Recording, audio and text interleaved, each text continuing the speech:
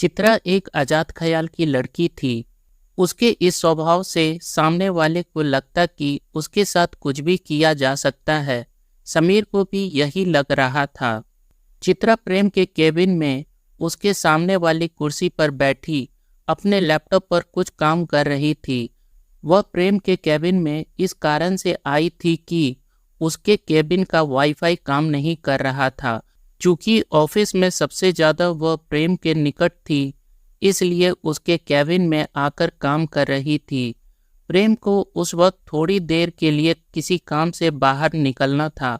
मैं थोड़ी देर में आता हूँ, उसने चित्रा से कहा।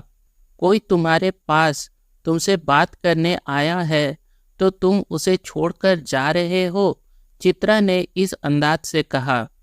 तब तक प्रेम अपनी कुर्सी छोड़ चुका था।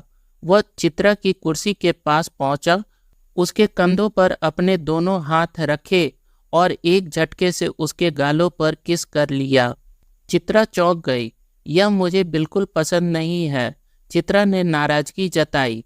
सॉरी, प्रेम ने मुस्कुराकर कहा और बाहर चला गया। थोड़ी देर बाद वापस आया तो चित्रा अपना काम खत्म कर चुकी थी। उसके आते ही वह लैपटॉप लेकर वहां से निकल गई। इसके बाद कई दिनों तक वह प्रेम के पास नहीं आई। बीच में मुलाकात होती भी थी तो बहुत औपचारिक तरीके से, जबकि पहले चित्रा प्रेम से मिलती थी तो काफ़ी अनौपचारिक तरीके से बात होती थी। दोनों एक दूसरे का हालचाल पूछते थे और कई तरह की बातें होती थी। अब दोनों बीच बीच में एक दूसरे के केबिन में आते जाते रहते थे। एक दिन प्रेम चित्रा के केबिन में गया और पूछता है, क्या बात है, आजकल तुम मुझसे गुस्सा रहती हो?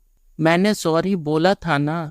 सॉरी बोलने से नहीं होगा प्रेम, जो तुमने किया वो बहुत गलत था। मैं इसके लिए तुम्हें माफ़ नहीं कर सकती। हंसी मजाक का यह मतलब नहीं कि तुम मेरे साथ खिलवाड़ करो। मैं इसके सख्त खिलाफ हूँ। मैं तुम्हें क्या समझती थी, पर तुम वैसे ही निकले। अब हमारे बीच एक ऑफिस में होने का कारण औपचारिक संबंध तो रहेगा, पर इसके अलावा कुछ भी नहीं। अब तुम मेरे मित्र नहीं हो, सिर्फ एक सहकर्मी हो। चित्रा को गुस्से में देखकर प्रेम घबरा गया। यदि चित्रा शिकायत कर देती तो वह बहुत बड़ी मुसीबत में पड़ सकता था, क्योंकि आजकल मीटू कैंपेन में 2-3 साल पुराने मामले आ रहे हैं। बड़े बड़े पत्रकार, अभिनेता, जज पर आरोप भी लग रहे हैं और यह तो बिल्कुल ताजी घटना है। वह चुपचाप उठकर अपने केबिन में चला गया। चित्रा उसे जाते हुए देखती रही। उसके साथ अक्सर ऐसा ही होता रहा है। वह खुले दिल की लड़की है और सभी से दोस्ती रखना चाहती है। दोस्ती के मामले में वह ना तो उम्र देखती थी, ना जेंडर और ना कुछ और। पर आज दूसरी बार ऐसा हुआ था कि पुरुष मित्र से उसे निराशा मिली थी। इसके पहले जब वह कॉलेज में थी तो सुरेश से उसकी फ्रेंडशिप हो गई थी। फ्रेंडशिप क्या कहें, उसका वो बॉयफ्रेंड था।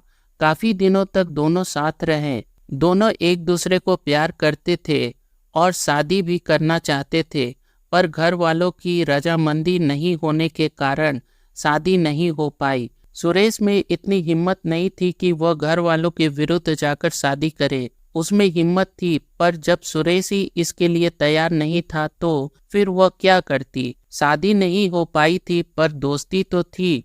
बाद में सुरेश ने घर वालों की पसंद से शादी कर ली, मगर चित्रा की शादी उस समय तक नहीं हुई थी।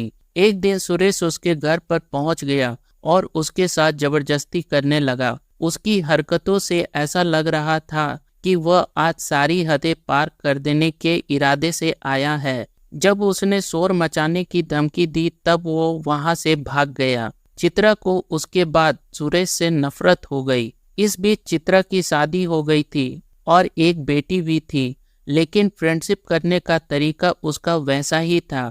हालांकि उसका पति मिथिलेश से ताना भी मिलता था उसे इतने लोगों से दोस्ती रखने के लिए, मगर वह अपने स्वभाव के अनुसार सभी से दोस्ती रखती थी, लेकिन दोस्तों से कभी अवैध शारीरिक संबंध बनाने का ख्याल नहीं रखती थी। इस मामले में वह रूढ़िवादी थी और किसी से शारीरिक संबंध रखना उसके नैतिक मूल्यों के खिलाफ था। इस दौरान उसकी फ्रेंडशिप ऑफिस के सहकर्मी प्रेम से हुई थी। उसका सरल स्वभाव से वह काफी प्रभावित थी। वह अपने आप में ही खोया रहता था और किसी से ज्यादा मतलब नहीं रखता था, लेकिन कोई भी उसके पास जाता वह उसका स्वागत करता था और सहायता करने में कोई कोताही नहीं करता था। उसके इसी गुणों से प्रभावित होकर वह उसके करीब आ गई थी। उन दोनों के बीच काफी अच्छी फ्रेंडशिप हो गई थी, यहाँ तक कि घर परिवार की बातें, हंसी मजाक तक शेयर करते थे दोनों।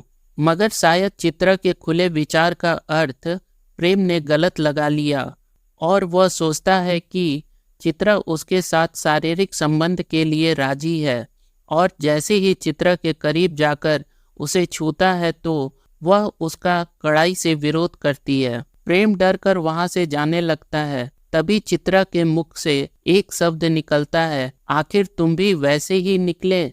आशा करता हूँ आपको यह स्टोरी पसंद आई होगी। स्टोरी पसंद आए तो प्लीज़ वीडियो को लाइक, शेयर और सब्सक्राइब जरूर करें। मिलते हैं अगले स्टोरी में, तब तक के लिए धन्यवाद।